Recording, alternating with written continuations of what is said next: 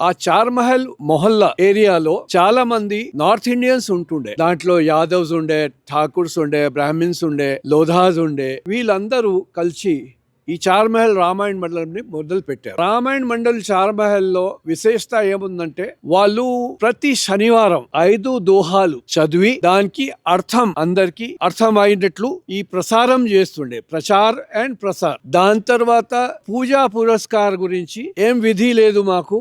రాముంది పటం పెట్టుకొని దీపం నైవేద్యం పెట్టేసి పూజ చేసుకొని మొదలు పెడతారు రామాయణం. అంటే 5 దోహాస్ చదివి అర్థం అయినాక ఎవరి ఇంటిలో మనం పారాయణం చేస్తున్నాం వాళ్ళు టీ లేకుంటే నీళ్లు ఇచ్చేస్తారు. అదే మాకు పుణ్యం. మేమేం డబ్బులు తీసుకోము. ఆర్తిలో ఎవరన్నా డబ్బులు వేస్తే కూడా ఆ డబ్బు రామాయణ మండలంకి పోతుంది. ఒక్క పైసా కూడా దాని గురించి మేము తీసుకోం. ఇది 1940 నుంచి మొదలు అయింది, జరుగుతున్నది. రాను రాను కొంచెం మందిలు సుందరకాండం సపరేట్ గా చేయాలా అని రిక్వెస్ట్ చేసిండ్రు.